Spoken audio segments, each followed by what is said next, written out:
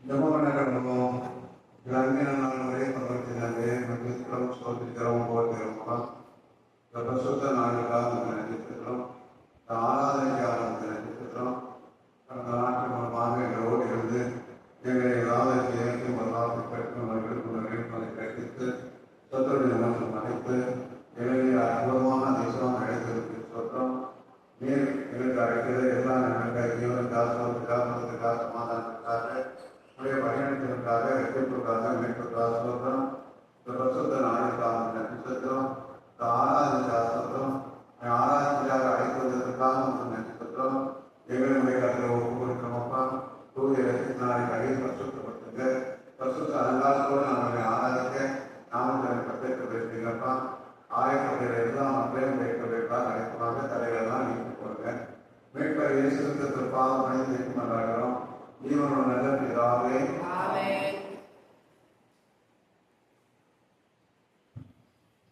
என்னுடைய பிரசித்த நாமத்துக்கு வேண்டாக எல்லாரும் இணைந்து ஆராதனைகள் நாமூற்று 5 பாடணும் நூற்றாண்டுகள் 5 பூர்வகாலை ஆவணம் கட்டாலை கடைகொள்ளுங்க ஆனந்தத்தோட சோசனம் செலுத்தி பாட வாருங்கள் ஆராதனைகள் 405 நூற்றாண்டுகள் 5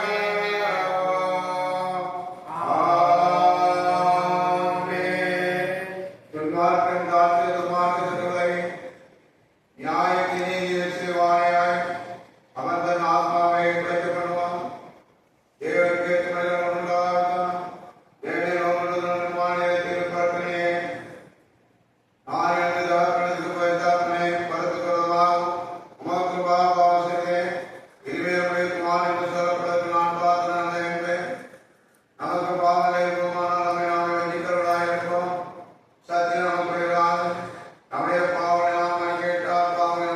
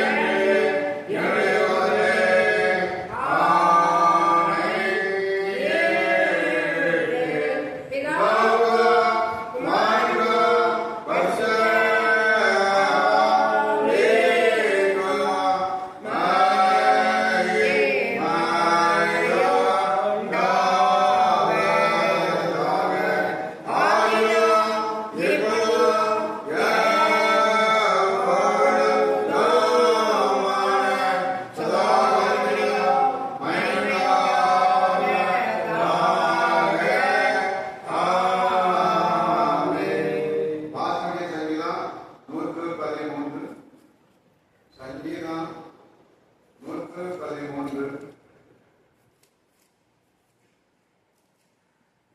அல்லேலூயா.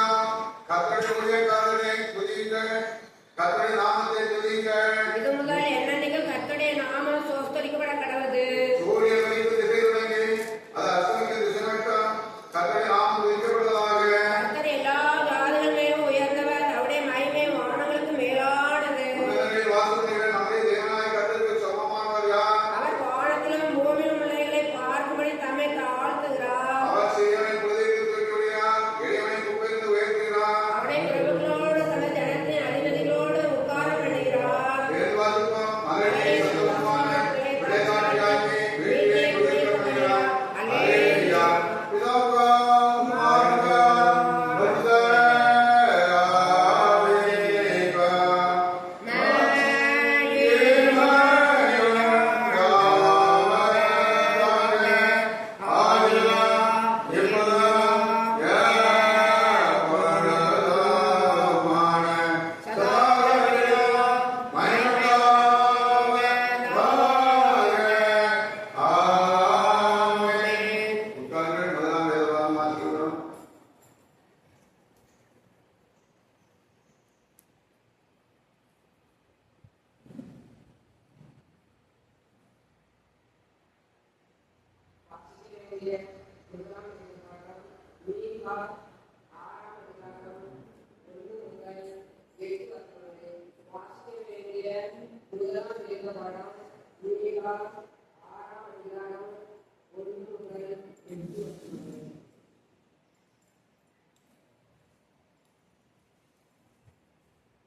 கர்த்தர் சொல்லுகிறதை கேளுங்கள். நீ எழுந்து பகவானுக்கும் உன் வழக்கை சொல்.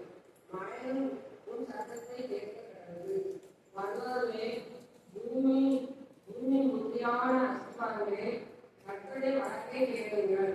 கர்த்தருக்கு அவர் தனத்தோடு வழக்கு இருக்கிறது. இஸ்ரவேலோடு அவர் வழக்காடுவார். என் ஜனமே, நான் உனக்கு என்ன செய்வேன்? நான் எதினால் உன்னை விசனப்படுத்துவேன். எனக்கு எதிரே உத்தரவு சொல். நான் உன்னை எப்படி என்று வழக்கண்ணி அடிமைத்தனத்திற்கு இருந்த உன்னை மீட்டுக் கொண்டு மோசே, ஆரோன், மிரியாம் எல்லாமே உனக்குள்ளாக அனுப்பினேன். என் ஜனமே, மோவாபின் ராஜாவாகிய பாலாக் பண்ணின யோசனை இன்னதென்றும் பேவரின் குமாரனாகிய ரேயாம் அவருக்கு தைரியமாக சொன்னது இன்னதென்றும் சீக்கின் படையை பின்காலம் மட்டும் நடந்து இன்னதென்றும் நீ கர்த்தரை நீதியை அடைந்து ஒருவரை நினைத்துக்கொள். எண்ணத்தை கொண்டு நான் கர்த்தரை சந்தையில் வந்து உன்னதமான தேவனுக்காக அழைத்துக் கொண்டேன். நகரப்படைகளை கொண்டு ஒரு வயது கன்று குட்டிகளை கொண்டு அவர் சந்தத்தை வர வேண்டுமோ? ஆயிரமான ஆட்டுக்கடத்தின் மேலும் வெண்மையான ஓடுகிற 16 ஆறுகளின் மேலும் கர்த்தர் பிரியமாய் இருப்பாரோ? என் அக்கிரமத்தை போக்க என் முதல் பிரியாணனையும் என் ஆத்மாவின் பாவத்தை போக்க என் கஷ்டப்பணியையும் வைக்க வேண்டும். மனுஷனே, நன்மை இன்னதென்று அவர் உனக்கு அறிவித்திருக்கிறார். நியாயம் செய்து இரக்கத்தை சிநேகித்து உன் தேவன் முன்பாக மனத்தாழ்மையாய் நடப்பதே அல்லாமல் வேறே இடத்தை கர்த்தர் உனக்கு இருக்கிறார். வாசிக்க வேண்டிய வேதபாடம். எல்லாரும் இணைந்து தேவனை துதிக்கிறோம் என்கிறதை பாடுவோம்.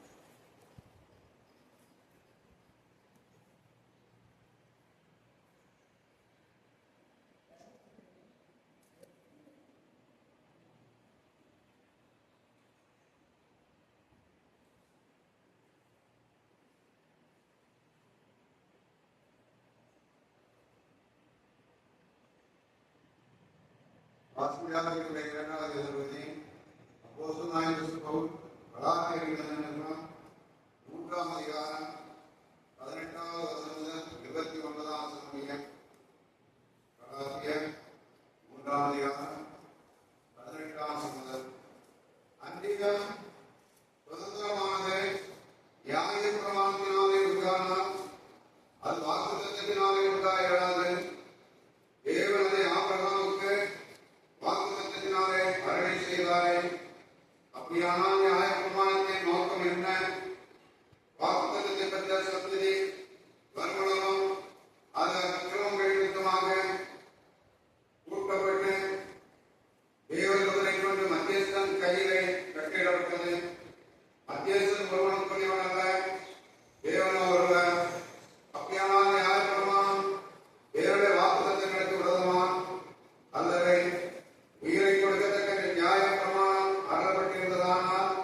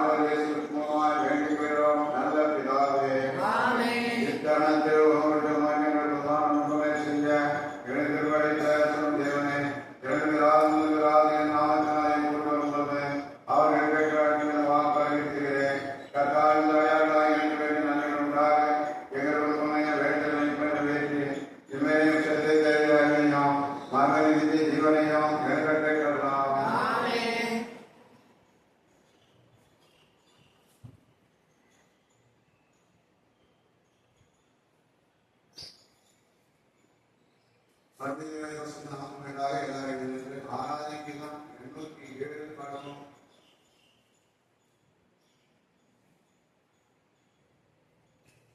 நூற்றாண்டு 235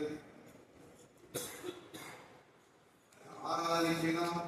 807 அருமையான உங்களை வாய்க்கிறதே ஆனந்தத்தை செய்யும் சர்வே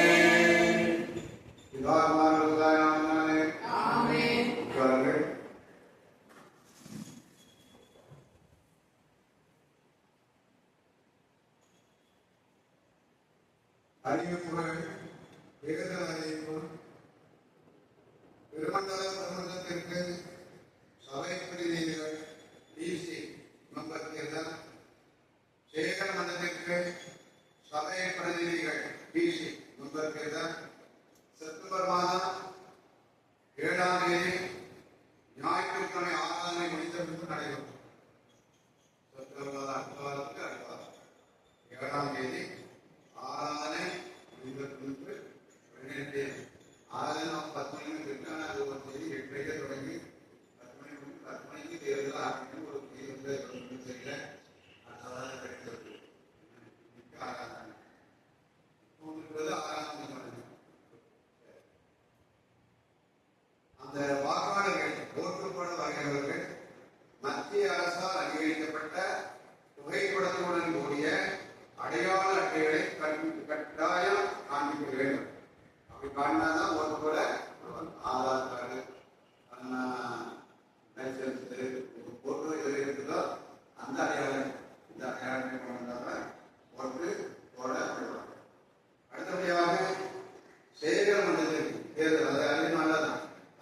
வாசிக்கும் தேர்தல் டைரக்ஷன் வருஷம் தான் டிசியும் தேர்ந்தெடுக்கணும், டிசியையும் தேர்ந்தெடுக்கணும். பாஸ்கெட் கமிட்டி மெம்பர் டிசினா டைரக்ஷன் இருக்கணும். 2 ஓட்டு 2 எண்ணம் போடணும். நமக்கு சேகரம் மண்டலத்திற்கு ஒரு தர்மநாதன் தேர்தல் நமது சபையின் சார்பாக பேசி மெம்பர் 3 பேர் தேர்ந்தெடுக்கப்படும். நம்முடைய சபையில் எத்தனை பேர் இருக்கணும்? 3 பேர் தேர்வு செய்யப்பட வேண்டும். போட்டியிட வேண்டும் என்று விரும்பும் வாக்காளர்கள் தூத்துக்குடி நேஷனல் சுற்றுலா அலுவலகம் சென்று அதற்கான நியமன படிவம் ரூபாய் 1000 கொடுத்து பெற்று அதனை பூர்த்தி செய்து சேகர தலைவர் அவர்களிடம் 31/8/2005 ஞாயிற்றுக்கிழமை மாலை 5 மணிக்குள் கொடுக்க வேண்டும். அடுத்த நேரம் நாளைக்கு கிழமை நாளைக்கு வாங்கிக்கலாம். நாளையிலிருந்து போய் அதை 1000 கொடுத்து வாங்கி அதை பூர்த்தி செய்து 31ஆம் தேதி சாயங்காலம் 5 மணிக்கு திருமணம் கொடுக்கணும். அதை வாபஸ் வரணும். ஒரு இடம் போட்டுக்கலாம் வாபஸ் வரணும்னு நினைச்சா அது 3/9 புதன்கிழமை கூட வாபஸ் செஞ்சுக்கலாம் வாங்கி. அடுத்தால வேட்புமனு, அந்த வேட்புமனுடன் ஞானஸ்நான சான்றிதழ், திருமண சான்றிதழ், திடப்படுத்தல் சான்றிதழ் இணைக்கப்பட வேண்டும். இப்போ திடப்படுத்தல் சான்றிதழ் கண்டிப்பாக இருக்க வேண்டும் என்று வந்திருக்கேன். அதுக்கு பிறகு ஏதாவது ஒன்று செய்தி அப்படி இருக்குது. திடப்படுத்தல் 3 இருக்கணும். அதில் திடப்படுத்தல் கண்டிப்பாக இருக்கணும். இதற்காக சொல்லுங்கள் தேர்ந்தெடுக்கப்பட தான்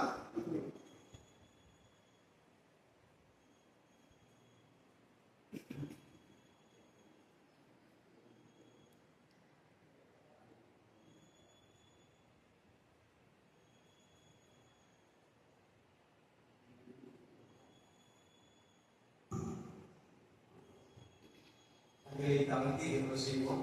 கர்த்தரோடு பேசுவதியால் அவருடைய முகத்தை நோக்கி தேவ பிரசன்னமே இறங்கியே வந்திடுதே. தேவ பிரசன்னமே இறங்கியே வந்திடுதே. தேவாரி மகிமை நம்மை எல்லாம் பரிசுத்த ஸ்தலத்தில் ஓடுதே. தேவாரி மகிமை நம்மை எல்லாம் பரிசுத்த ஸ்தலத்தில் ஓடுதே. தேவாரி மகிமை நம்மை எல்லாம் பரிசுத்த ஸ்தலத்தில் ஓடுதே. தேவ பிரசன்னமே இறங்கியே வந்திடுதே. நல்ல தகப்பனை நாங்கள் மக்கள் நன்றி செலுத்துகிறோம்.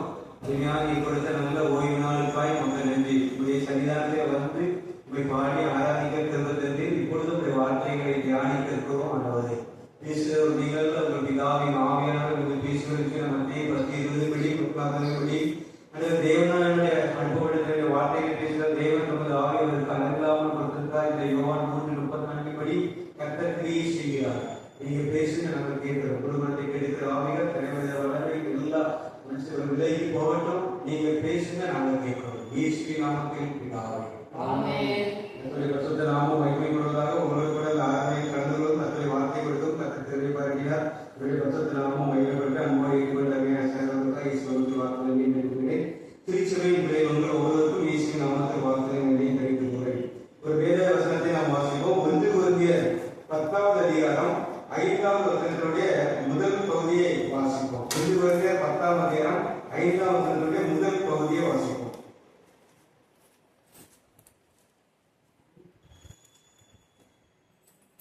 1 கொரிந்தியர் 10ஆம் அதிகாரம் 5ஆம் வசனத்தினுடைய முதல் பகுதி. அப்படி இருந்தும் அவர்களில் அதிகமானவர்கள் தேவன் பிரியமாய் இருந்ததை போலும். அப்படி இருந்தும் அவர்களில் அதிகமான பேருக்கு தேவன் பிரியமாய் இருந்ததில்லை. அப்ப என்ன அர்த்தம்? கொஞ்ச பேருக்கு பிரியமா அதிகமான பேருக்கு பிரியமா இல்லை அப்படின்னா இந்த இடத்துல கொஞ்சம் நேரத்துல பிரியமா இருக்காரு. அப்ப அந்த கொஞ்சம் வேலை நீங்களும் நானே என்ன செய்யணும் வரணும்.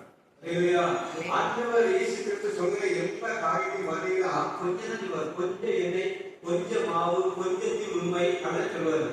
அப்ப அழைக்கப்பட்டவங்க அதே, ஆனா தெரிந்து கொள்ளப்பட்டது சிலர் தான்.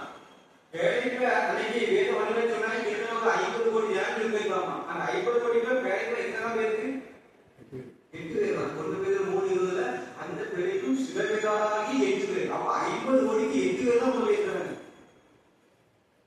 இப்ப பாருங்க, அவ்வளோ ஜனங்கள் இருந்தோம். கொஞ்சம் தான் சொல்லியிருக்காங்க. நீங்க சபையில பெரிய பெரிய கூட்டமா இருக்கு, எல்லா காரணம் எத்தனை பேர் போறாங்கிறது தெரியாது. அன்றைய கணக்கு அப்படிதான். நீங்க ஒரு 80 கோடி வளர்ந்துருக்குன்னா 80 கோடி போகிறது அந்த ஒரு பகுதியில போகும். 2 பகுதி அடிக்கப்பட்டு சொல்றது 10 பசிகள் அடிக்கப்படும். ஒரு பகுதி போகும். ஒரு பகுதி அதிகையாக எழுதிடலாம் உயரும். அப்ப யோசிப்பாங்க, அந்த வரி இஸ்ரவேல் ஜனங்களை கிட்டத்தட்ட 25 லட்சம் ஜனங்கள் எய்து அடிமைத்தனத்திலிருந்து ஆளுநரோட கானான் தேசத்தை நோக்கி புறப்பட்டு போறாங்க. அப்போ வானத்துக்கு மண்ணா ஆண்டு கொடுத்தார். மேகஸ்தாம அபிஷேகமா வந்து தன்மையை அடிக்கிறது தண்ணி வருது. கூடவே இருக்கிறார். கேட்ட எல்லாத்தையும் கொடுத்தார். அவனுடைய சின்ன பையனா இருக்கும்போது செருப்பு போட்டு போயிருப்பான். காணாம போகும்போது 40 வயசா இருக்கும். அவன் செருப்பு எப்படி இருக்கு தெரியாது. அவனுடைய பஸ்ல சின்ன பையனா இருக்கும்போது காணாம போகும்போது 40 வயசான அவன் சட்டை பெரிய சட்டையா இருக்கும். அப்ப பேரு இருப்பாங்க. எல்லா அற்புதம், எல்லா ஆச்சரியம், கண்ணுக்கு எல்லாம் மண்ணா போகுது. தூதர்கள் சாப்பிடக்கூடிய மண்ணா. இவ்வளவு கொடுத்து சொல்லாரு, நான் அவர்களுக்கு பிரியமா இல்லை. நம்ம ஒரு சின்ன ஜவுமணி ஒரு சாட்சியை நடத்தோம்னா ஆண்டு யாமலே இருக்கிறார் அப்படின்னு ஆண்டுகள் போகவே இருக்கிறது அற்புதம் நடக்கிறது சம்மதமே கிடையாது. ஒரு வகையில இந்த உலகத்துல எவ்வளவு பெரிய துன்மார்க்கன் கொடூரன் ஒரு பாவத்தை துரோகியா இருக்கு ஆண்டவரே எனக்கு மணியை ஏசப்பான்னு கொடுத்துட்டானா அதுக்கு அற்புதத்தை செஞ்சுருவாரு. அதுதான் ஆண்டவர் இயேசுடைய குணாதிசயம். அதனால நான் ஜோமணி எனக்கு அற்புதம் நடந்தது அப்படிங்கிறதுனால ஆண்டவர் ஏன் கூட இருக்கிறார் அப்படிங்கிறது கிடையாது. இப்ப நான் எப்படி இருக்கிறேன் அப்படிங்கிறது அவருக்கு தான் தெரியும். நான் அவருக்கு பிரியமானவனாங்கிறது அவர் தான் சொல்லணும். பார்க்கறதுக்கு நம்ம எல்லா ஆலயத்துக்கு வாரம் கொடுக்கிறோம், செயல்படுறோம், நல்லா இருக்கிற மாதிரி தெரியும், அவ்வளவுதான். ஆனா தேவன் நம்மளை பார்த்து எப்படி சொல்லுவார்? ஆபிரகாமை பார்த்து சொல்ல சிறைகள் அப்படின்னு சொல்றார். தானியேலை பார்த்து சொல்ல எனக்கு பிரியமானவன் அப்படின்னு சொல்றார். தாவீதை பார்த்து இதயத்துக்கு ஏற்றம் அப்படின்னு சொன்னார். நம்மளை பார்த்து எப்படி சொல்லுவார்? நமக்கும் சொல்லுவான். நான் வரேன் தெரிஞ்ச மக்கள் பரவாயில்ல, தெரியாத ஒரு கடைக்கு செய்தி போன சொல்லுவோம். எனக்கு பிரியமான சகோதரர் கர்த்தர் என்ன சொல்றாரு தெரியுமா? நீங்களும் பிரியமான சகோதரர் கிடையாது. அந்த ஊர்ல அன்னைக்கு முதல்ல போய் யாருமே தெரியாது. ஐமான்னு சொல்ல அறிமுகப்படுத்தணும். ஐமான் தெரியும், அது உபதேசம் தெரியும். ஆனா சொல்லும்போது எனக்கு பிரியமானவர்களே கர்த்தர் என்ன சொல்றாரு தெரியுமா? அங்க பிரியமானவர்கள் யாருக்கும் தெரியாது. ஆனா வெளியே கேட்கிறாரு, பரவாயில்ல எல்லாம் கொண்டு ஐக்கியமா இருக்கவங்களோட. ஆனா உள்ள பார்த்தா நிலவரம் வேற. இதே போலதான் ஆண்டவரோடு கூட இருக்கிறோம். நம்ம போதும் எல்லாம் இருக்கிறோம். ஆனா எத்தனை பேருக்கு அவருக்கு பிரியப்படாது அவர் தான் சொல்லணும். என் பிரியமே என் குருபவதியே அப்படின்னு சொல்றாரு உன்னதவாட்ட. அதே போல அவர் நம்ம பார்த்து சொல்லணும் அப்படின்னா நம்முடைய ஜீவன் எப்படிப்பட்ட ஜீவியமா இருக்கணும். அப்ப ஏன் இஸ்ரவேல் அவ்வளோ கொடுத்துட்டு அவ்வளோ நன்மைகளை செய்தார். யோசிச்சு இன்னைக்கு வானத்தில் மண்ணாவது அப்படி இருப்பாரு. இவ்வளோ மகிமையை பார்த்துட்டு ஆண்டோடைய கஷ்டம் யோசிச்சுப்பார். உடைய சமூகம் முன்பாக சிலரை அழைத்து கொண்டு போவாங்க. இவ்வளவு காரியத்தை சொல்லிட்டு பிரியமா இல்லை அப்படின்னு சொன்னார். அப்ப ஏன் அப்படி பிரியமா இல்லைன்னு பிதாவாகிய தேவன் அப்படின்னு சொன்னார். அப்ப நம்முடைய வாழ்க்கையில அந்த சுபாவங்கள் இருந்தால் நம்ம இடத்துல அவர் பிரியமா இருக்க முடியாது. அதனால இஸ்ரவேல் ஜனங்கள் ஆண்டவர் பிரியமா இல்லாமல் போறதுக்கு என்ன காரணம்? நிறைய காரியங்கள் இருக்குது. ஒரு 5 காரியத்தை சுருக்கமா சொல்லி அது நம்முடைய ஜீவியத்துல இல்லாதபடிக்கு நாம் சரி செய்து நம்மை ஆராய்ந்து சரிபடுத்திக் கொள்வோம். முதலாவது ஏன் ஆண்டவர் அவர்களே பிரியமா இல்லை அப்படிங்கிறது காரணம் என்ன அப்படின்னா அதுக்கு அடுத்த வசனம் 1 10 வாசிங்க. அவர்கள் இச்சித்தது போல நாமும் பொல்லாங்கனவை இச்சியாதபடிக்கு இவைகள் நமக்கு திருஷ்டாந்தங்களாக எழுதப்பட்டிருந்தது. அப்ப இயேசு கிறிஸ்து ஆண்டவராகிய தேவன் அவர்கள் மேல பிரியமா இல்லாமலுக்கு போனதற்கு முதல் காரணம் அவர்களிடத்தில் காணப்பட்ட இச்சை.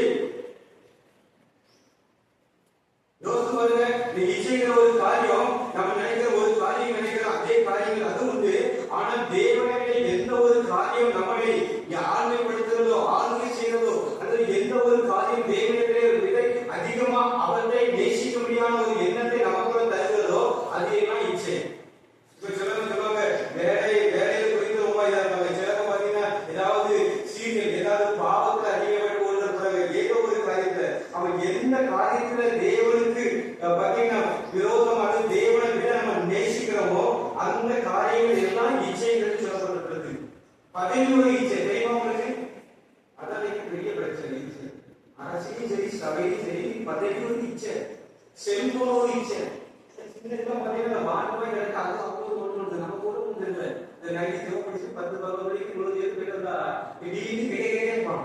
நம்ம இப்ப பார்த்தா சிவர்கள் வந்து அம்மாடி வந்து சிரிச்சுட்டு இருப்பான். 11 மணிக்கு 12 மணி நம்ம போய் தைரியமா வரலாம் அப்படிங்கிறோம். அப்போ செல்போன் ஒரு இச்சை. சின்ன பிள்ளைக்கு போன வாரம் ஒரு வீட்டுக்கு கவனம் தான் பேசுறேன். அந்த சின்ன பிள்ளை ஒரு 2-3 தான் படிக்கும் வாண்டு. அந்த அம்மா சொல்லுது, இன்னைக்கு எது வைக்கணுமா அம்மா ரெடி பண்றமா, நீ சாப்பிட்டியா கூட்டிருந்தம்மா, நீ மட்டும் சாப்பிடும். ஆமா அம்மா நாளைக்கு பார்த்து மம்மி நாளைக்கு தரமா செஞ்சுட்டாரே அப்படின்னு சொல்லுது. உடனே சின்ன பிள்ளை கேட்குது, கூட்டுதான் பரவாயில்ல நெட் இருக்கு அப்படின்னு. உடனே நெட் ஆன் பண்ணி கொடுத்தா அது கைவாங்க ரேங்க்ஸ் படிச்சு உடனே 6,000 பணம் கொடுத்தாரு. எனக்கு கொஞ்சம் முக்கியமா இருந்துச்சு. உள்ள விளக்க லட்சணமா இவ்வளவு தான் இருக்குது. இப்பவே அது செய்து செல்வ நெட்டை பார்த்து பாட்டு பாடுது. நாளைக்கு கொஞ்சம் வளர்ந்து தகவல் விஷயம் வலிக்குமா? நாட்டு சுத்தி இருக்கணும், சாத்து வச்சு கூட வைக்கணும். என்ன பழைய வைக்கணும். அப்படிதான் பழைய நாட்டுல அப்படிதான் என்ன ஏதாவது பழைய நாட்டுக்கு உங்க தலைமுறையெல்லாம் பார்த்து சொல்லுவாங்க. நாங்களும் படுத்துக்கிறோம் சிரிச்சு சாப்பிட்டா அடி அதிகமா சாப்பிட்டா என்ன சாப்பிட அடி சாப்பிடலாம் சாப்பிடலாம் அதுக்கு அடி அடிச்சுட்டா அதுக்கு கல்வி பண்ணுறது அடுத்த அடி வாங்கிட்டு அடுத்த ஒரே செய்தியா இருக்கு. அடி அதுதான் அடிச்சாடி சாப்பிடாடி சாப்பிடாடி முக்காதாடி எண்ணிகள் அடி அடிச்சா உங்களுக்கு நல்ல வந்துருக்காங்க. ஆனா இன்னைக்கு ஒரே செய்ய முடியாது, தொடவே முடியாது. யோசிச்சு பாருங்க. அப்ப இச்சைங்கிற ஒரு காரியம் இஸ்ரவேல் நேரத்துல காணப்படுகிறது. ஒவ்வொருத்தரும் ஒரு வீடு பிறக்கிறதுக்கு முன்னாடி சேவைக்கே ஒன்று முடிய ஆனாலும் வாசத்துக்கு சப்பனம் ஜோதிஷம் ஒரு சேவை எடுக்க முடியும். இதுவே நம்ம என்ன 2 பேரும் ஒரு சேர் ஐநூறுனா ஒரு 100 சேர் 200 சேர் எடுத்தா 1 லட்சம் ஸ்டார்ட் ஆகிட்டே இருக்கு. வெட்டி செஞ்சு ரெடியா பண்ணவே ஆனாலும் சேர் எடுத்து மாசம் இதுதான் இச்சை. ஒவ்வொருத்தருக்கும் ஒவ்வொரு காரியத்தையும் இச்சை வச்சுப்போம். அப்ப தேவனைய நம்ம எதை நேசிக்கிறோமோ அதுதான் இச்சை. இந்த உலகத்துல ஒரு பதவியை நான் நேசிக்கிறேன் அப்படின்னா அது இச்சை. இந்த உலகத்துல ஏதோ ஒரு பொருளை நான் நேசிக்கிறது இச்சை. அதனாலதான் அவன் ஆண்டு சொன்னாரு, ஒரு நேசகுமாரனும் ஒரு ஏக புத்திரனும் அப்படி அவனை எனக்காக வழியிடு. அவர் வழியில கொண்டு வைக்கிறார். அதுக்கு நீ எனக்கு பிரியமானவன். அப்போ அவன் மகனை தேவனை நேசிக்கிறத சாட்டிட்டார். அது போல அவன் சந்ததி வானத்து நட்சத்திரம் போல இருக்கும். நீ பயப்படுறவனை ஆசிரியர் அது போலதான் இருக்கிறாரு. அப்ப எல்லாவற்றையும் தேவனை நேசிக்கிற ஒரு இடம் வேணும். இந்த ஆரம்பிச்சு ஒரு 10 நாள் இருக்கும் போராட்டம். ஒருத்தர் எனக்கு கேட்டாரு, இப்போ எப்போ ஈஸ்டர் வரும் அப்படின்னாரு. ஏன்னா இப்பதான் ஆரம்பிச்சு 10 நாள் போறீங்க, என்ன அதுக்குள்ள ஈஸ்டர் கேட்டீங்க, ஏதோ வெளியூருக்கு போறீங்க அப்படின்னு. இல்ல 10 நாள் கருவி சேரம் நாக்கு செஞ்சு கொடுத்துருக்கீங்க. ஈஸ்டர் முதல் தலைமை நிலையம் ஈஸி தெரியும். 10 நாள் சாப்பாட்டை அதான் ஈஸி. அதுக்கு லௌகிக இச்சைனாலும் பெரும் திண்டினாலும் உங்களை இருதை பாரம் அடையாதபடி எச்சரிக்கையாக இருங்கள். சாப்பாடு தேவை. அந்த ஒரு நல்ல பயிர் நீ ஓய்வு கட்டிய வெளியே சொல்லப்படுகிறது. ஈஸ்வரர் நான் சாப்பிட்டுட்டு செத்து போகும்போதே உன்னை ஆசீர்வதிக்கும்படி. ஆபிரகாமுக்கு 3 மணி வருது, யாக்கோபுக்கு 4 மணி, ஈஸ்வருக்கு ஒரே ஒரு மணி தான் கேட்கலாம். ஆனா அவருக்கு இவ்வளவு சாப்பிட்டு செத்து போகும்போதே உன்னை ஆசீர்வதிக்கும்படி ருசியாய் சமைத்து கொண்டு வா. அப்ப ஏதோ ஒரு காரியம் சில பேர் பாயாசம் கல்யாணப்படி 2 டபுள் சுகர்னா இப்படி குடிக்கல அப்படின்னு கையில பழையாதான் அப்படின்னு அவங்க கல்யாணம் சிறுபே பைசா கட்டாது புத்தியா என்னமா கிடைக்கும் ஒரு கப்பு இஷ்டம் வாங்கி கொடுங்க. அப்ப என்ன பண்ணீங்க ஒரு கப்பு ஒரு மாதிரி எக்கா பண்ணலாம்.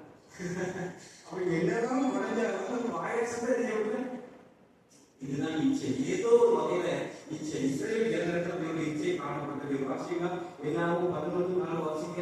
எல்லாரும் 11ஆம் அதிகாரம் 4 வாசிங்க.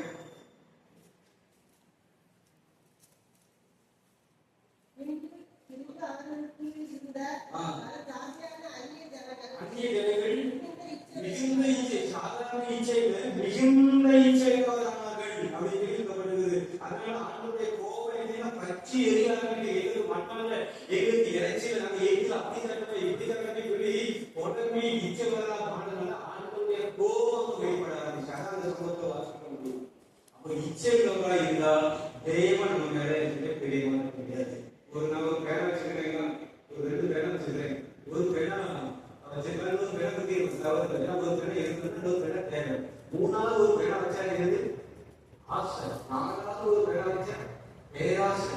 5வது ஒரு பேனா வச்சா அது இச்சை. 6வது ஒரு பேனா பார்த்தீங்கன்னா அது எப்படி வெறி. இப்ப நாங்க ஒரு 6 பேனா வச்சு பிரசங்கம் பண்ண நீங்க எப்படி நினைக்கிறீங்க? பேனா வைத்து ஏதோ புரியுதுங்க. அப்போ இந்த இவ்வளவு ஸ்டெப் கடந்து வருது. ஒரு இச்சை எவ்வளவு ஸ்டெப் கடந்து வருது பாருங்க. பாத்தீங்கன்னா தேவை, தேவைக்கு வைக்கிறது, ஆசை, பேராசை, இச்சை, வெறி. கடைசியில் அதை செஞ்சாதான் முடிவு. நீங்க அப்படிப்பட்டதான ஒரு சூழ்நிலையில தள்ளாங்க. அதனால நீங்க என்ன ஆனாலும் பரவாயில்ல, அவங்கள்ட்ட நம்ம எவ்வளவு செலவு பண்ணாலும் பரவாயில்ல, நம்ம இவங்க பதவி வந்தோம். கரெக்ட். அதான் அந்த வெறி. என்ன ஆனாலும் நம்ம உருப்படியும் ஜெயிக்கணும் அப்படிங்கிற இடத்துக்கு நம்ம அதான் இச்சையுடைய ஒரு வெளிப்பாடு. முதலாவது இஸ்ரவேல் ஜனங்களுக்கு ஆண்டவர் பிரியமான காரணம் அவர்களிடத்துல காணப்பட்ட இச்சை. அதனால நம்மகிட்ட உலகத்துல எந்த ஒரு பொருள் தொழிலும் நம்ம இச்சை இல்லாதபடிக்கு வேற நமக்கு என்ன தருவார். ஆனா எல்லாத்துல தேவனிட வேற எதையும் நம்ம மேலா வச்சு நம்ம செயல்படக்கூடாது. ஆண்டவர் தருவாங்க. 2வது ஏன் ஆண்டவர் பிரியமான எடுத்து வாசிங்க. என்னாகும் 14ஆம் அதிகாரம் 4வது வசனத்தை வாசிங்க. என்னாகும் 14:4. நாம் ஒரு தலைவனை ஏற்படுத்திக் கொண்டு திரும்பி போவோம் வாருங்கள் என்று ஒருவரோடு ஒருவர் சொல்லிக் கொண்டார்கள். ஆண்டவரே பிதாவாகிய தேவன் கிட்டத்தட்ட 430 வருஷம் அதிலே இந்த இஸ்ரவேல் ஜனங்களை 10 பாதைகளை கொடுத்து நம்மை ஓங்கி உயர்த்தினால் அவரை விடுவித்து கொண்டு வருகிறார். பாலும் தேவனோட கானான் தேசத்துக்கு எப்படி எகிப்து என்பது அடிமைத்தனார். அடிமைத்தனத்திலிருந்து பாலும் தேவனோட கானான் தேசத்துக்கு அழைத்து கொண்டு போகிறார். அதே போல இந்த உலகம் வந்து எகிப்து பாவம் இதுல இருந்து ஆண்டவர் நம்மளை பிரித்து எடுத்து அவர் எங்க கொண்டு போறார்? பரமபதனாக பரலோகத்துக்கு கொண்டு போறார். இந்த வனாந்தர யாத்திரை இவ்வளவு இயேசு நம்மோடு இருப்பார். நம்ம பாடுபடுறோம். அந்த இஸ்ரவேலர்கள் வனாந்தர வழியா அந்த கானான் தேசத்துல போனபடி நம்ம இதே போல இந்த எகிப்தின் அடிமைத்தனமாக இந்த உலகத்திலிருந்து பாலும் தேவன் பரமபதனாக பரலோகத்துக்கு வனாந்தர வழியா ஆண்டவர் நடத்தி கொண்டு போகிறார். இப்ப இங்க என்ன நடக்க அப்படின்னா ஒரு கூட்ட ஜனங்கள் அப்படியே ஒரு தலைமை ஏற்படுத்திக் கொண்டு நாம் மறுபடியும் அந்த எகிப்துக்கு போவோம், மறுபடியும் அந்த அடிமைத்தனத்துல போக சொல்லி ஒரு கூட்டத்தை சேர்த்து கொண்டு பிரிச்சு போக பார்க்கிறாங்க. புரியுற மாதிரி சொல்லணும்னா சேரத்தை நடத்திட்டு இருக்கும்போது வாங்க நம்ம எல்லாம் அந்த சபைக்கு போவோம், இந்த சபைக்கு ஒரு ஆள் கூட்டு மாதிரி இருக்கும். அதே கொஞ்சம் தான் நடக்குது. அப்ப 2வது பிரிவினை. ஆண்டவர் எவ்வளவு வல்லமையுள்ள கடத்தினால செங்கல்ல பறந்து ஜனங்களுக்கு கண்மணிக்கு தண்ணியில கொடுத்து அழகாக நடத்தி கொள்வாரு. அவர் சொல்றாங்க நம்ம எல்லாம் நீ திரும்பி போவோம், மறுபடியும் எங்க இருக்கோமோ அங்கேயே போவோம். யோசித்து பாருங்க. இந்த பிரிந்து போகிற ஆட்கள் ஒரு நாள் தனியா போக முடியாது. பாத்தீங்களா? 5 பேர் 10 பேர் கூட கூட்டிட்டு போவோம். இந்த கூட்டம் நடத்துவதெல்லாம் பாருங்க. வேகம் பஸ் வந்து இப்ப பாருங்க பஸ்லயே வாங்க நாங்க போறோம், நீங்க வாங்க, ஒரு 10 பேர் கூட போயிடும். பிரிஞ்சு போற ஆட்கள் ஒரு நாள் ஒன்றே போக மாட்டாங்க, ஒரு குடும்ப சேர்த்து தான் போகணும். அப்போ பிரிவினை கிறிஸ்தவ சமுதாயத்தில் இருக்கிற 2 பெரிய ஆட்கள் இருக்காங்க. ஒன்று பிரிவினை நாட்டில் ஒன்று குறை சொல்லுவாங்க. ஒன்று சபை, எங்க சபை, ஒன்று பாஸ்டர், எங்க பாஸ்டர் கிளேசர்கள் வருவதில்லை, பாஸ்டர்கள் வருவதில்லை, பாஸ்டர்கள் வருவதில்லை, கிளேசர்கள் வருவதில்லை. சரி ஒரே சபையா ஒன்றாங்கன்னா அது பெரிய பெரிய சபையா பார்த்தீங்கன்னா 5 ஆசீர்வாதம் வைக்கிறாங்க. அதாவது பரம்பரையில் 100 விருது பண்ணா புத்தாடைக்கு கொண்டாடணும். அதே மாதிரி பிரித்து கட்டினால பிசாசு அவனுக்கு கிட்டத்தட்ட நிறைவேற்றான். இந்த 1வது 2வது பாட வருஷத்தை நாம படிக்கும்போது பார்த்துக்கணும். ஒரு 4 மாதத்துக்கு சின்ன ஒன்று ஒவ்வொரு பண்ண முடியாது. அப்புறம் ஒவ்வொன்றையா நிச்சயம் தனித்தனியா நிச்சயம் அடிச்சு கொள்றோம். அதே போல ஐக்கியம் இருந்தால்தான் தேவன் அதை கிரியை செய்ய முடியும். சரியாக ஒன்று சொல்லப்படுத்தி இதோ சகோதரர்கள் ஒருமித்து வாசியமானது எத்தனை நன்மை எத்தனை இன்பம். அங்கதான் ஆண்டவர் ஆசீர்வாதத்தை ஜீவனை கட்டளையிட்டார். அதுதான் ஐக்கிய பந்தி அப்படின்னு சொல்லி இங்க நடந்துட்டே இருக்கோம். ஐக்கிய பந்தி பிரிவு எல்லாரும் ஒன்னா சாப்பிட்டு ஐக்கிய விருந்து கொண்டாடுறாங்க. அதே ஒரு கிடையாது. எனக்கு கை கொஞ்சம் அவனுக்கு கையால் கை வச்சோம். என்ன கதையா என்ன ஐக்கியத்தில் நம்ம பண்றோம். ஒரே சபையில உட்கார்ந்து நம்ம பிரிவினையா இருந்தா எப்படி ஆண்டவர் கிரியை செய்ய முடியும்? நாகர் போய் குச்சி பாறையா மாட்டாங்க வரும். நம்ம சபை சிஎஸ்ஐ சபை நாங்க பெரிய சபை கிட்டத்தட்ட ஒரு 1000 மெம்பர்ஷிப் இருக்காங்க. நாங்க 120 இருக்கிறோம். பாதி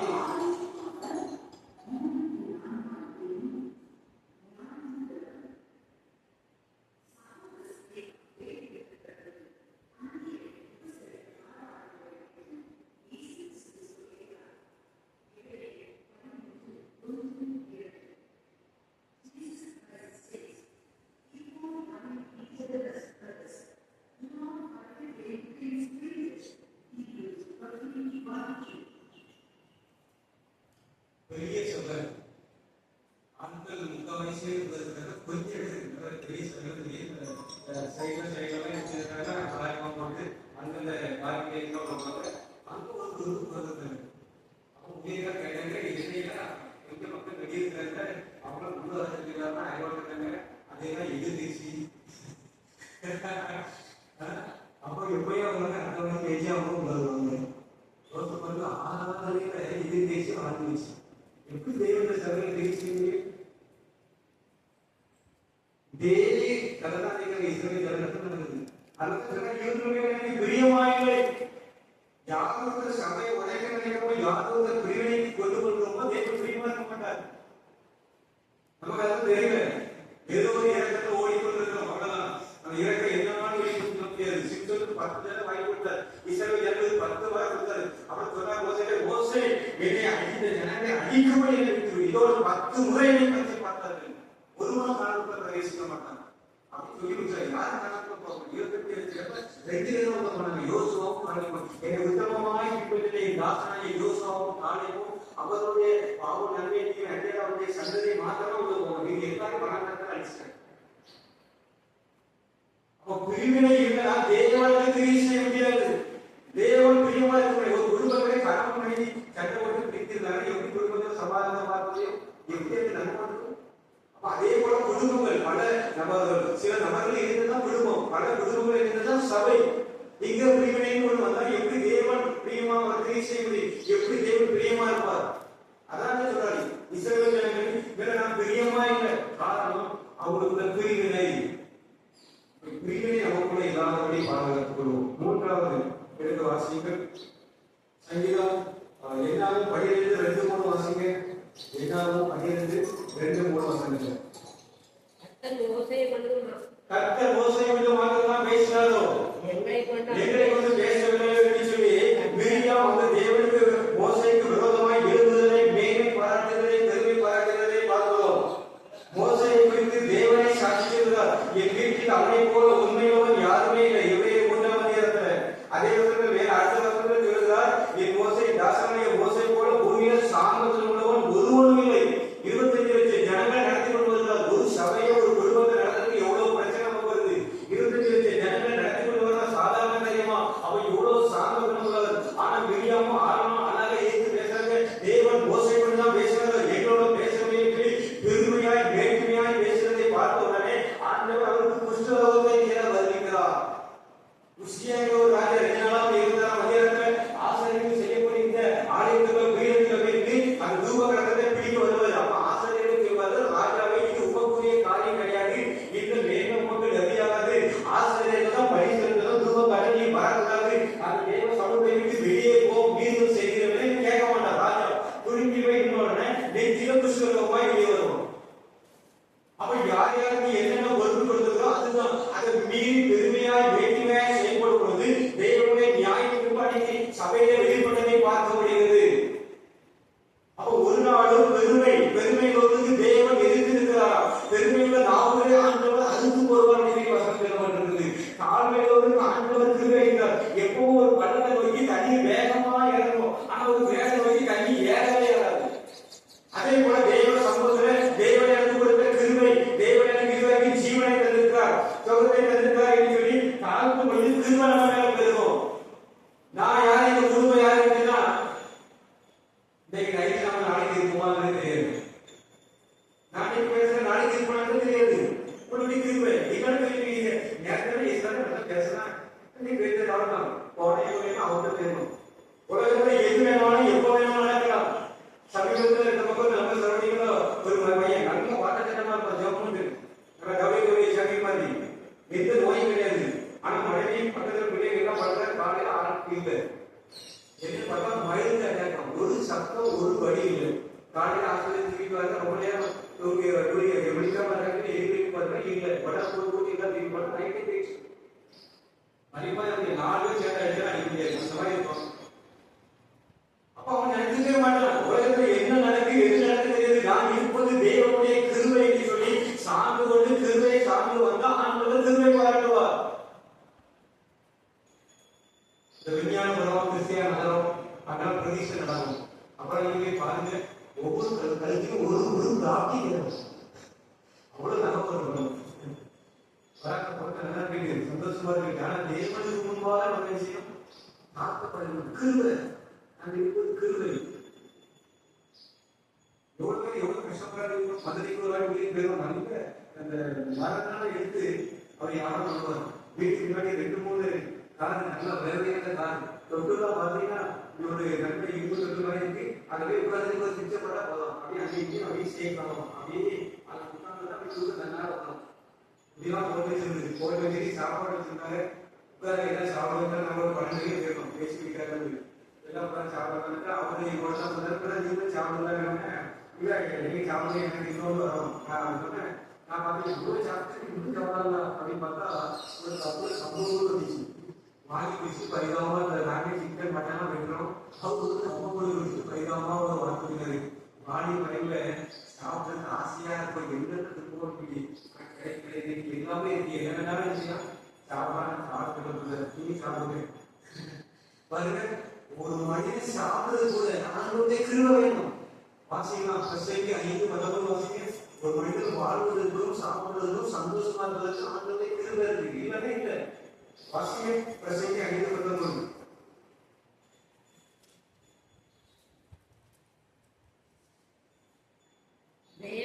தேவன் ஐஸ்வரியத்தையும் சம்பத்தையும் எவனுக்கு கொடுத்திருக்காரோ அவன் அதிலே புசிக்கவும் பங்கை பெறவும் பிரயாசத்தில் மகிழ்ச்சியா இருக்கவும் அவனுக்கு அதிகாரம் அளிப்பது தேவனுடைய அனுகிரகம். சம்பாதிக்கிறது, அந்த சம்பாதிக்கிறதை சாப்பிடுறது, அந்த சாப்பிடுறதுக்கு பலன் எல்லாம் மகிழ்ச்சியா இருக்கிறதுனா ஆண்டவருடைய கிருபை இருக்கும்.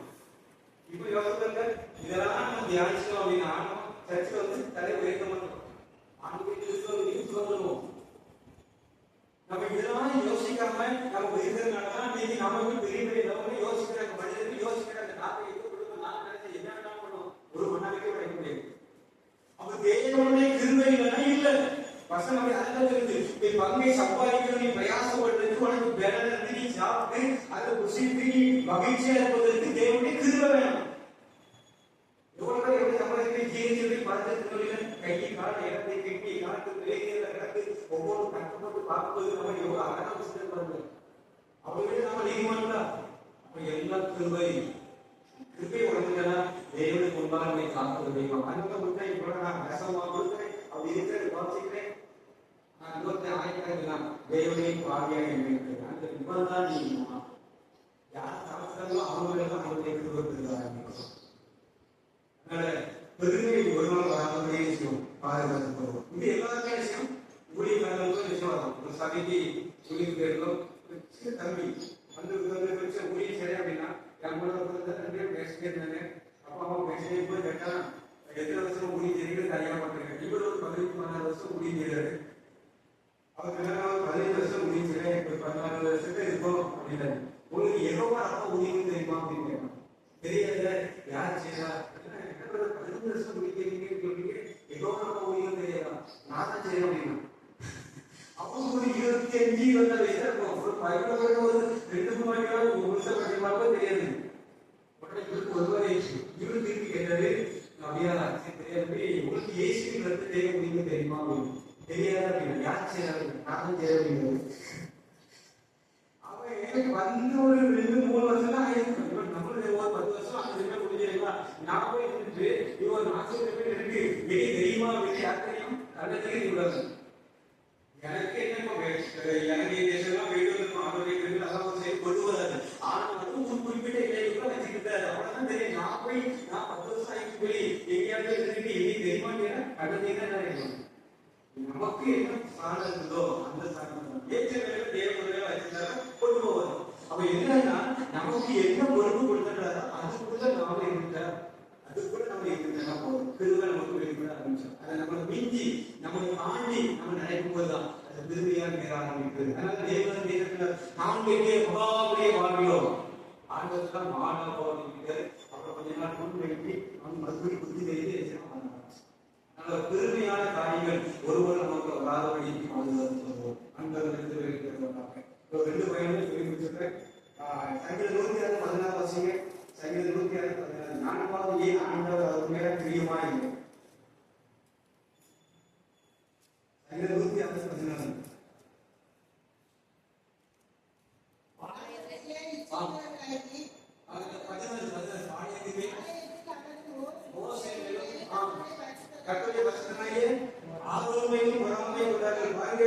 வழிநடத்தி வந்த மோசே யார் மேல பொறாமை அப்படின்னா அவங்க யாரு ஈர்த்திருந்து நடத்தி கொண்டு வந்தாங்களோ அந்த மோசே மேல ஊழியக்காரர் மேல பொறாமை எனக்கு.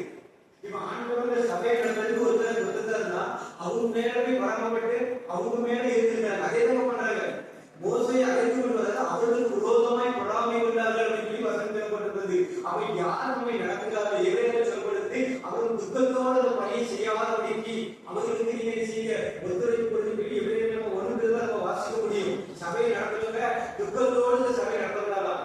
அந்த அளவுக்கு நம்ம செயல்படக்கூடாது. அவர்களோடு கூட இணைந்து நீங்களும் செயல்படுங்க அப்படின்னு சொல்லி அந்த பேருக்கு அந்த சொல்லுறதை நம்ம சபைக்கு சொல்றதை பார்க்க முடியும். அவன் நல்லா கவனிச்சாங்க. 4வது ஆண்டவர் பிரியமா இல்லாம போனதுக்கு காரணம் அவர்களுக்கு காணப்பட்ட பொறாமை. இந்த உலகத்துல எவ்வளவு எவ்வளவோ வாழ்வாங்க. ஆனா ஊழியக்காரங்க ஏதோ வந்துட்டுன்னா அவங்களால ஜனங்களால பேசிக்கொள்ள முடியாது. அப்படிப்பட்டதான் ஒரு சூழலுக்கு அப்படிப்பட்ட ஒரு நிலைமைக்கு இன்னைக்கு போய்ட்டு ஒரு நிலைமை பார்க்கிறோம். உடனே அவர்களுக்கு இவர்களுக்கு அப்படி பார்த்தா இப்படிதான் யாரும் பேச ஆரம்பிக்கிறாங்க தவிர என்ன யாருமே கேட்கிறது. யோசிச்சு பாருங்க. தேவன் அதை சொல்லப்படுகிறது அவ்வாறு ஏற்படுத்த தலைவன். இந்த இடத்துல வந்து ஒருத்தர் நிற்கணும் அப்படின்னா ஆண்டவருடைய சித்தமாக நிற்க முடியாது. ஒரு பிரசங்கத்தை ஒரு சபையை நடத்துறது சாதாரண காரியம்.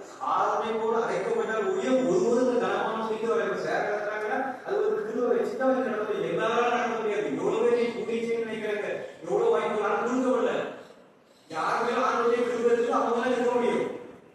அவர்கள் மேல பொறாமை கொண்டார்கள். அதனாலதான் ஆண்டவர் அவங்க ஊழியக்காரர் விழுந்தாலும் இருந்தாலும் எனக்கு உத்தரவாதி அவனை சொல்றதுக்கு நீயா பொறாமை கொண்டபடினாலே தேவன் அவர்களுக்கு பிரியமாகவே நம்ம கூட இருக்க நம்ம சபையில ஒரு குடும்பம் வளர்ந்து நம்மளுக்கு அது சந்தோஷமா இருக்கும். பரவாயில்ல நம்ம கூட வளர்ந்த நம்ம சபையில அப்படின்னு சொல்லி ஒரு சந்தோஷமா இருக்கும். இதை வந்து துக்கப்படக்கூடாது. நேசிக்க ஒரு விதமாக காணப்படும். 5வது யோசுவா 18:3 நிர்விசாரம். தேவன் கொடுத்த தேசத்தை சுதந்திரிப்பதற்கு எந்த மட்டும் வசதியா இருக்கீர்கள். 3வது 5வது காரியத்தை பாத்தீங்கன்னா நிர்விசாரம். ஆண்டவர் தேசத்தை கொடுத்தார். ஜோபனுக்கு உங்களுக்கு தேசத்தாரை மாற்ற வராட்டு சொல்லி ஜோபனை சொல்லி நம்மளுக்கு ஆண்டவர் தேசத்தெல்லாம் கொடுத்தார். ஜோபனுங்க ராஜாக்களுக்கா அகிலேக்கா ஜோபனுங்க அப்படின்னா சபையில ஜெபம் இல்லை. சபையில ஒரு நிர்விசாரம், சபையில ஒரு மந்த நிலைமைகள், சபையில வந்து ஒரு மாதிரி ஒரு விவாதத்துல ஒரு நிலைமை பார்க்கணும். இந்த நிர்விசாரம் கடைசி காலத்துக்கு அடையாளமா ஆண்டவர் சொன்ன அடையாளத்தை ஒரு அடையாளம் நிர்விசாரம் சொல்றாங்க. ஜனங்கள் புசித்தார்கள், குடித்தார்கள், பெண் கொண்டார்கள், நட்டார்கள், ஜனமனை பாதிப்பு மட்டும் உணர்வில்லாதிருந்தார்கள்.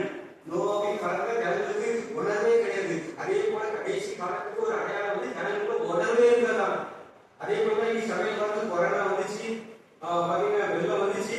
அப்பதான் நம்ம சபையில நம்ம லைஃப்ல ஏதோ ஒரு எலெக்ஷன் நடத்தி வச்சாங்க. ஏதோ ஏதோ ஒரு எலெக்ஷன் நடந்து வெள்ளம் வந்து துத்துக்கு திருவி பாதிப்பு அப்போ எலெக்ஷன் நடத்தி வச்சாங்க. அப்ப இவ்வளோ பாதிப்புகள் வந்து ஜனங்களுக்கு உணர்வு இல்லை. கடைசி காலத்துக்கு ஒரு அடையாளம் நிர்விசாரம். சபையில உணர்வே ஜனங்களுக்கு என்ன எவ்வளவு காரியம் வெளியே நடக்குது. ஆனா யாராவது ஏதாவது யோசிப்பாங்க நமக்கு இருக்கிற சபை இல்ல நிர்விசாரம். ஆண்டவர் சொல்றாரு இப்படி பஞ்சங்கள் கொடைகள் பூமியில் நடக்கும். நான் வாசலுக்கு வந்துட்டேன். இதான் வாசல். ஒரு ஸ்டெப்ல வச்சா வந்துவாரு. 100 காலகட்டத்தில் நம்ம இருக்கிறோம். அடுத்து இந்தியாவில் சொல்றாங்க பாகிஸ்தான்ல ஒரு கோதுமை 1000 கொடுக்குறாங்க. இலக்கையில ஒரு சீப் போனாலும் சந்தையை 15 வாழைப்பழம் 30 ரூபாய்க்கு சந்தையில் தருவாங்க. 20 கேட்டா தந்துடும். அந்த ஒரு சீப்பு வாழைப்பழம் 450 ரூபாய். இலக்கை அந்த அளவுக்கு கட்டுப்பாடு பொருளாதார இருக்கடி. அடுத்து இந்தியாவிலேயே வரும் அப்படின்னு சொல்றாங்க. அப்ப இதெல்லாம் பைபிள் சொல்லப்படுது. மத்திய 22 6 7 பஞ்சங்களும் பூமிக்கும் கொடைகளும் ஜனஜீவிதமாய் ஜன ராஜ்யஜீவிதமாய் ராஜ்யம் இருக்கும். இவையெல்லாம் நடக்கும் போது நம் ஆசிரியர் வந்து தெரிவித்துக் இது வேதனைக்கு ஆரம்பம். அப்ப நீங்க யுத்தம் நடந்து கொண்டே இருக்கிறது. அங்க பாக்குறோம். எந்த யுத்தமும் முடிய தொடர்ந்து இருக்கிற இஸ்ரேல் ஹமாஸ் பாத்தீங்கன்னா ரஷ்யா உக்ரைன் எல்லாம் நடந்துட்டே இருக்குது. ஆனாலும் ஜனங்களுக்குள்ள பண்ண முடியாது. அதனாலதான் ஆண்கள் அவர்கள் பிரியமா இருக்கு. நமக்குள்ள ஒரு சக்தி மாதிரி நம்ம சொல்லி சுருக்கி மாதிரி இருக்கிறது சொல்லுங்க. நம்ம நடந்தது அப்பா இதை வந்து இப்படி சக்தி மாதிரி நேசிக்க கஷ்டமா இருக்கும். ஆனாலும் ஆண்கள் பார்க்க நேசிக்க வேதத்தை நிர்விசாரத்திற்கு திருப்புவோம். இந்த 5 காரியம் தேவன் உண்மையில தெரியுமா பண்ணதுதாங்க. அப்படி கண்களை மூடி எவ்வளவு செய்யுமா? இந்த 5 காரியத்துல எனக்கு என்ன காரியம் இருக்கு? முதலாவது சொன்ன இச்சை, 2வது பிரிவினை, 3வது பெருமை, 4வது பொறாமை, 5வது நிர்விசாரம். ஒரு 5 காரியம் தான் ஒவ்வொருத்தரும் எல்லாரும் குறைவுதான். நீங்க யாரும் குறைவுதான். திருப்தியா அப்படி நம்ம தூக்கி இருப்போம். ஏன்னா நம்ம எல்லாருமே பாவத்துல தான் பிறக்கணும். தாவீது சொல்லி தானியேலை பாவத்தை கற்பந்தரித்தான். பிறக்கும்போது நம்ம பாவத்துல தான் பிறக்கணும். ஆனா யாரும் கஷ்டம் இல்லை. ஆனாலும் பரிசுத்தத்தை நோக்கி நம்ம பூரணப்பட்ட பரிசுத்தத்தை வளர்வதற்கு நாம் அழைக்கப்படுகிறோம். அதற்கு நம்ம ஒப்புக்கொள்கிறோம். அப்படியேதான் இருமையிலே நம்ம ஒட்டத்தை முடியாதபடி அந்த கிருபையான இறைவனை சொன்னா கிருபை வந்து நம்மளை நடத்தணும். ஒப்புக்கொள்கிறோம். என்னை உமக்கு தந்தை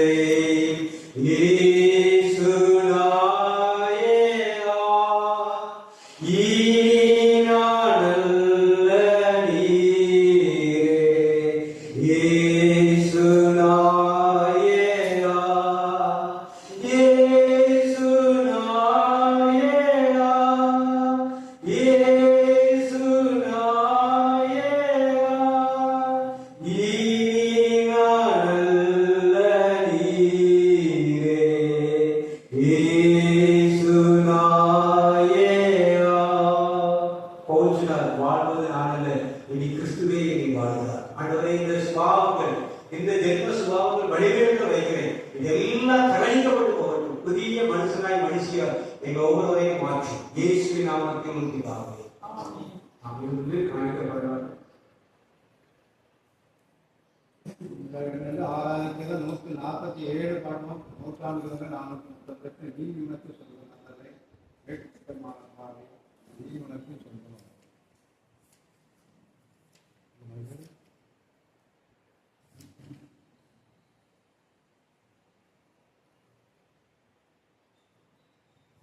ஆராதனைக்கு 147 437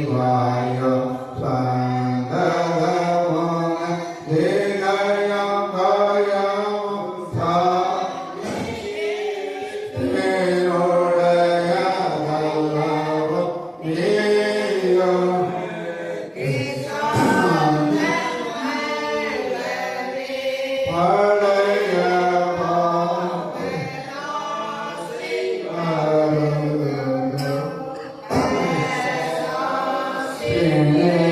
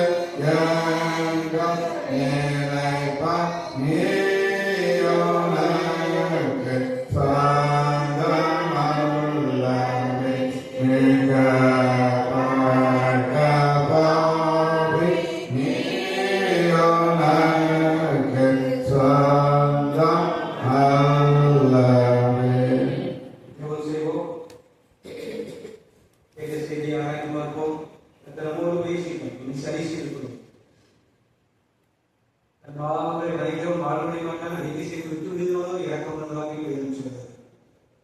தேவன் ஒருவரை தேவன் நல்லவன் ஒருவருமே இல்லை. எல்லாரும் தலைவர்கள் தான். நம்ம சரிபடுத்திக் கொள்வோம்.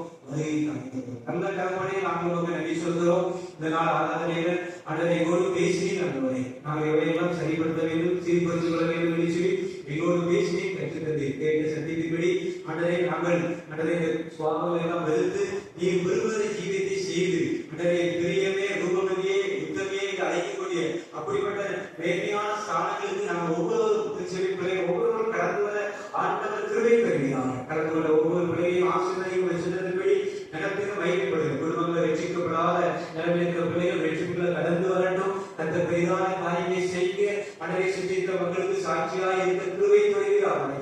தேர்தல் காரியங்களுக்காக ஜெபிக்கிறோம். ஆண்டவரே இந்த காரியங்கள்ல எல்லாவற்றிலும் ஒரு சமாதானத்தை கர்த்தர்தான் உண்டு பண்ணணும். ஆண்டவரே தடைகள் எல்லாம் மாற்றிக்கப்பா. ஆண்டவரே இது அநேக சபையில குழப்பங்கள் பிரிவினைகளை பார்க்கிறோம். இந்த நிலைமையெல்லாம் மாறுபடியாக ஜெபிக்கிறோம். எங்களுக்கு நல்ல ஒரு ஐக்கியம் ஒருமனம் உண்டாக இருக்கும். ஆண்டவரே ஆண்டவரே எந்த விதமான ஆண்டவரே பிரச்சனை இல்லாதபடிக்கு ஆண்டவரே காரியங்களை கர்த்தர் நிலைச்சனை ரீதியாக நீங்கள் அப்பா நடத்தி தரலாம். ஆண்டவரே உங்க பாதத்தில் ஒவ்வொருத்தையும் ஜெபிக்கிறோம். ஆண்டவரே பெற்றோருடைய நிலைச்சிருக்கிற எல்லா பாஸ்டரையும் ஒவ்வொருத்தையும் ஜெபிக்கிறோம். ஆண்டவரே எந்த பிரச்சனைகள் அப்படின்னா சொல்லக்கூடாது, எந்த கலகம் அப்படின்னா நாங்கள் வெளிப்படக்கூடாதுப்பா. எல்லாவற்றையும் கர்த்தர் வாழ்க்கைக்கு ஒவ்வொருக்கிறோம். நீங்க ஜனங்களுக்கு நல்ல ஒரு மனம் திரும்புதலை உணர்வை கொடுங்க. இது கர்த்தருடைய காரியம், இது ஆலயத்தினுடைய காரியம் சொல்லி ஒவ்வொருவரும் பயந்து ஆண்டவரே பயந்து ஆண்டவருடைய காரியங்களை செயல்பட துணிகரமாய் செயல்படாதபடி பாதுகாக்கப்படுங்க. ஆண்டவரே துஷ்ட மனிதர்கள் ஆண்டவரே பிராமணர்கள் எலும்பார்கள் கர்த்தர் அவையெல்லாம் அப்புறப்படுத்துங்க. மாற்றத்தை கொடுங்க. உங்க சித்தமானவரை ஒவ்வொரு பாசத்தையும் கொண்டு வந்து ஆண்டவரே டிசிபிசியை கொண்டு வந்து ஆண்டவரே சபையில் ஆவிக்குரிய வாழ்க்கையில வளர்ந்து பெற முடியாது. ஆண்டவரே சொந்த நீ முன்வைக்கப்பட்டவரை கொண்டு வந்து நாமத்தை மகிமைப்படுத்த முடியாது நினைச்சிருக்கோம்ப்பா. உங்களுக்கு நல்ல சமாதானத்தை கொடுங்க. எந்த கசப்புகள் வைராக்கியம் இல்லாதபடி ஒருவர் நேசிக்க, ஒருவருக்காய் ஒருவர் ஜெபிக்க, ஆண்டவரே ஒருவர் அன்பு கூற வேண்டும் என்ற கற்பனையை நிறைவேற்ற திரும்புகிறாங்க.